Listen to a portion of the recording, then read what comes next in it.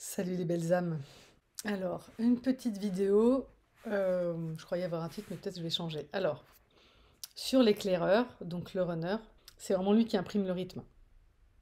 Est-ce que c'est une mauvaise chose? Sans doute pas. Sans doute pas. Pourquoi? Parce qu'au début, le DAI, le chaser, c'est pour ça qu'on l'appelle le chaser d'ailleurs, il est dans son yang acquis blessé. Il veut tout de suite, il veut aller très vite. Tu vois, il a vraiment, comment dire? Il sait que le lien est particulier, ça y est. Son éclaireur a suffisamment fait pic, pic, pic pour qu'il se réveille, pour qu'il se rende compte que c'est un lien qui est particulier. Et du coup, pourquoi perdre son temps? C'est ce que j'ai cherché toute ma vie. J'y vais, on y va. Qu'est-ce qu'on fout? Qu'est-ce qu'on attend? T'es en train de me courir après? Pourquoi maintenant t'es plus là? Donc voilà, pour le DAI, c'est incompréhensible. Cette espèce de fuis-moi, je te suis-moi, je te fuis, c'est infernal, d'accord? Et ça, c'est une dynamique qui est installée par l'éclaireur. Mais en quoi c'est bénéfique? Parce que justement, le DAI veut aller trop vite. Le DAI euh, veut entamer ce couple comme il a entamé tous les autres couples jusqu'à présent, qui pourtant, puisque là on en est à essayer de créer un nouveau couple, on se rend bien compte, le constat est là, nos autres couples d'avant, on se sont soldés par des échecs, puisqu'on n'est plus avec ces personnes-là. Ou parce qu'on a envie de les quitter pour notre éclaireur. Ok? Donc si on continue de faire la même chose, on risque de se prendre la même conclusion, c'est-à-dire un échec. Ok? Pourquoi? Parce qu'on cherche à entamer une histoire en étant blessé et en espérant que l'autre va mettre des pansements sur nos blessures, va nous permettre de ne pas les ressentir, va jouer ce rôle de pansement. Mais là, c'est plus possible. Donc heureusement que l'éclaireur est bien un éclaireur, c'est sans doute ça le titre de ma vidéo, euh, parce que oui, il nous empêche d'aller trop vite. Il nous empêche de lui mettre le grappin dessus, euh, même s'il y en a qui le font, d'accord? Il y en a qui commencent dans ce couple, mais en général, ça marche pas, d'accord? Ça marche pas en général parce que les deux polarités se consument d'amour l'une pour l'autre, tout en n'ayant pas travaillé leurs blessures. Donc, qu'est-ce qui se passe? On peut, hein, encore une fois, je commence à en avoir, donc on peut commencer à vivre ensemble si on décide de travailler conjointement sur nos blessures, d'accord? Mais si on veut juste consommer notre amour, on va finir par nous péter la figure parce que nos blessures vont remonter. Il y a un petit reproche qui va arriver, paf, ça va trigger.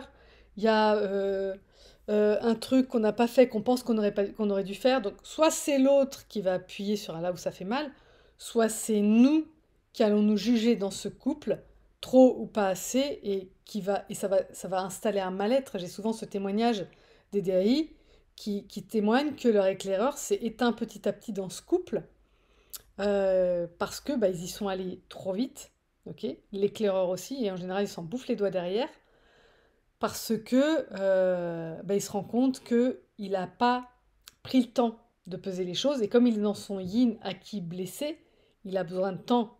Quand on est dans un yin a besoin de temps, d'accord? Donc l'éclaireur qui a été trop vite, qui a été dans son qui a agi à partir de son yang, ça pourrait être bien. Sauf que toutes ces dimensions sont blessées, comme les nôtres. Quand on rentre dans ce parcours, notre dimension innée, notre dimension acquise sont blessées. Donc, au début, on y va. Alors, l'éclaireur, il peut y aller comme un yang et dire vas-y, on se met en couple, c'est trop bien ensemble, machin bidule. Et puis petit à petit, bah, c'est son yin qui reprend le dessus parce que ses blessures sont pas guéries, son yin acquis. Et là, il se dit, mais pourquoi, qu'est-ce que je fous là? Pourquoi j'ai pris cette décision? J'ai besoin de temps pour moi, j'ai besoin de me sentir libre, j'ai besoin d'aller voir mes potes, et le DAI il vit très mal. Ah bon, mais tu veux pas passer la soirée avec moi? Parce que le DAI est dans ses blessures qui le mettent dans la dépendance affective, alors qu'en réalité, quand on est un yin inné, on n'est pas dépendant affectif.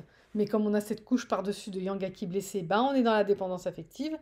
Donc bref, donc, on commence à avoir des comportements, chacun de son côté, qui, pas forcément qui font du mal, mais en tout cas qui appuient sur les boutons de l'autre. Ok? Donc, soit ça fait du mal, soit ça fait douter, soit ça fait culpabiliser. Bon, la culpabilité, ça fait du mal. Mais voilà. En tout cas, ça nous fait pas du bien. D'accord? Donc, le fait que notre éclaireur ralentisse le rythme, ça nous aide, nous, à calmer ce yang qui était là. Je veux, ben, t'as pas de réponse en face de toi, donc tu es obligé de te calmer. Tu vois, c'est un peu comme si, voilà, mettons, on est sur un chemin et on commence à courir, on veut rattraper notre éclaireur, notre runner. Et lui, il est un peu devant et il court aussi vite que nous. Mettons qu'il court aussi vite que nous. Mais comme on est derrière, on n'arrive jamais à le rattraper. Et au bout d'un moment, on se fatigue, on n'en peut plus. Donc on commence à marcher. Puis au bout d'un moment, on en a marre de marcher. Donc on s'assied, on s'arrête. Voilà. Et c'est pour ça que c'est important cette posture de notre éclaireur. Parce que c'est une fois qu'on a ralenti, qu'on s'est arrêté, qu'on va pouvoir ressentir ce qui se passe à l'intérieur de nous. Parce que tant qu'on était en mode chaser, en mode je te cours après, on n'est pas centré sur nous. On est encore en extraversion comme on a appris à l'être dans notre yang acquis blessé. Notre yang acquis blessé, il nous pousse à tout le temps regarder ce qui se passe autour de nous et à tout le temps nous adapter à l'extérieur. Ok?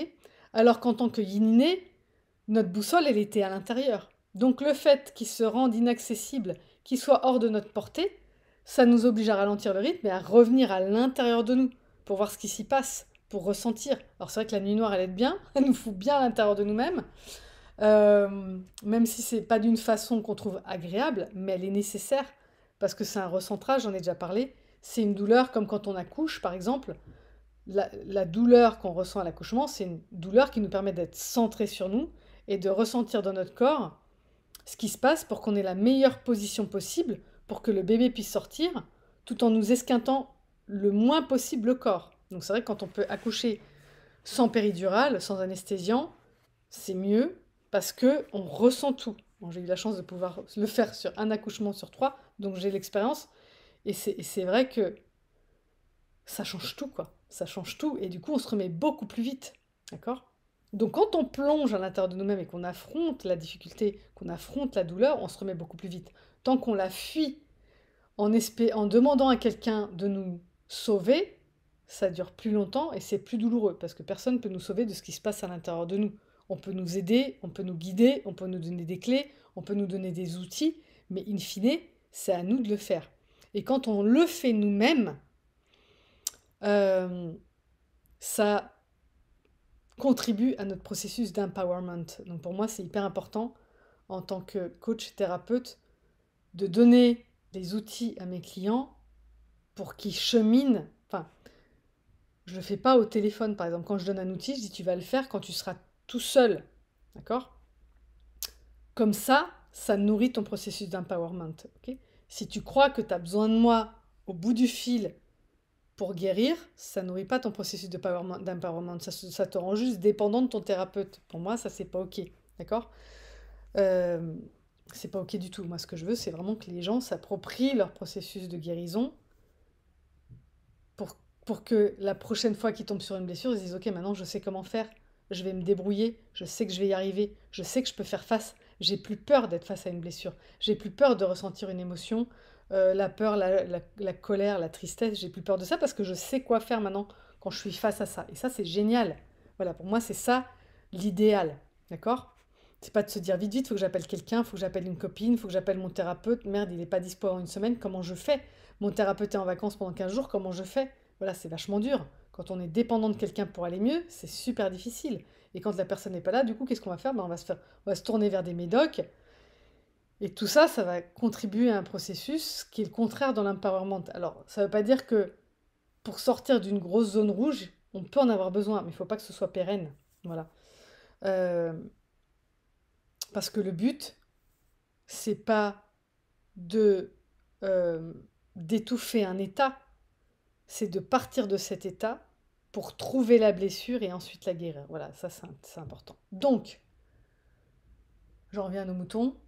Le rythme que nous imprime l'éclaireur nous oblige, un, à ralentir, deux, à lâcher prise parce qu'on n'a pas la main. On lui envoie un message, il répond pas. On lui pose une question, il répond pas toujours. Donc, on n'a pas la main, ça nous oblige à lâcher prise et ça nous oblige, à un moment donné, et c'est ce qui se passe et ce qu'on voit beaucoup dans les commentaires, à détourner notre regard de notre éclaireur parce que finalement, on a retrouvé la petite lampe à l'intérieur de soi. On n'a plus besoin de lui pour nous éclairer, pour nous guider. On le fait par nous-mêmes. On a retrouvé notre petite lampe intérieure. On a retrouvé notre connexion avec le divin. Donc entre notre lampe intérieure et le divin, on est largement assez guidé, nos guides, enfin que ce que vous voulez. On a tout ce qu'il faut pour y arriver. Ok? Et à ce moment-là, l'éclaireur, il est, comment dire, démis de ses fonctions d'éclaireur et il va pouvoir faire pareil, retrouver sa petite loupiote à l'intérieur de lui-même et sa connexion au divin, parce que il est, comment dire, démis de ses fonctions d'éclaireur. On n'en a plus besoin en tant qu'éclaireur. D'accord? Donc, je sais que ça fait braire beaucoup de DAI, ce constat que l'éclaireur a la main et qu'on ne peut pas y faire grand-chose. Ben oui, et en fait, ça nous met aussi face au fait que dans la vie, tout est comme ça, c'est-à-dire que quelle que soit la personne qu'on a en face de nous, elle a son libre arbitre, elle a le droit d'accepter ou de refuser de nous voir, d'accepter ou de refuser de passer un moment avec nous, d'accepter ou de refuser de vivre avec nous, parce qu'elle a son libre arbitre. Donc tant que, entre guillemets, chaque polarité n'a pas, c'est là les guillemets, je les ai mis trop tôt, tant que chaque polarité, entre guillemets, n'a pas renoncé au moins à une grande partie de son libre arbitre, c'est-à-dire ne s'en est pas remis complètement dans les, dans les mains du divin, voilà, parce que si on part du principe que c'est une relation, je perds mes mots là, c'est une relation hors du commun, c'est une relation qui est, je sais pas pourquoi j'ai le mot cosmique, mais c'est pas ça. Bon, bref, vous voyez, sacrée, voilà. C'est une relation sacrée, donc qui est bel et bien entre les mains du divin. Donc si on veut la vivre de façon sacrée et pas de façon humaine comme on l'a toujours fait, il faut bien s'en remettre à lui, se tourner vers lui à un moment donné. Ok? Donc tant qu'on n'a pas fait ça, tant que les deux polarités n'ont pas fait ça, s'il y en a une qui l'a fait, évidemment, c'est pas suffisant. Donc il faut que les deux polarités l'aient fait pour que la réunion soit possible. D'accord? Pour que la réunion en tant que flamme jumelle, c'est-à-dire que peut-être on peut vivre un couple humain, d'accord? Et c'est là où ça va poser des problèmes parce qu'on va on va se rebalancer nos blessures. Ça, c'est quand on a vécu le couple en tant qu'humain blessé, non guidé par le divin. Mais le but, la vraie réunion, pour moi, la réunion, elle a lieu quand les deux polarités ont été guidées pour se retrouver par le divin. Ok? Et donc là, oui, on est à la bonne place. C'est plus nos égos blessés qui ont décidé de se mettre ensemble pour ne pas sentir les blessures. C'est lui qui nous a réunis au moment où chacune des polarités est prête. D'accord? Donc même s'il y a une des polarités qui se sent prête, la réunion ne peut pas avoir lieu tant que les deux polarités ne sont pas prêtes à écouter le divin, à se laisser guider par lui dans cette histoire. Ok? Évidemment, il n'y a pas que la guidance, hein, il y a l'amour, il y a tout. Ok? Mais l'amour, il est déjà là, on le sait. Donc ce qui manque la plupart du temps, c'est la guidance. Voilà. Bon, ben voilà, je vais arrêter là. Je pense que j'en ai assez dit pour ce sujet-là, sinon je vais en micmaquer plusieurs. Donc voilà, remercions nos éclaireurs de temporiser cette histoire parce que ça nous fait du bien, ça nous oblige à revenir en nous-mêmes et à retrouver ce yin inné. Donc même s'il y a une partie de nous qui a envie d'aller plus vite, qui a envie de se réunir plus vite et tout ça, prenons du temps dans notre yin inné, ça fait du bien. Et d'ailleurs, une fois qu'on y est installé, je l'ai déjà dit, je le redis, je le redirai, le temps n'a plus vraiment d'importance. Voilà. Je vous embrasse, j'espère que cette vidéo aura été éclairante. N'hésitez pas si vous avez besoin de moi, tous les liens qu'il faut sont en dessous de la vidéo. Et d'ici la prochaine capsule, je vous embrasse et je vous souhaite un beau cheminement. Bis bye.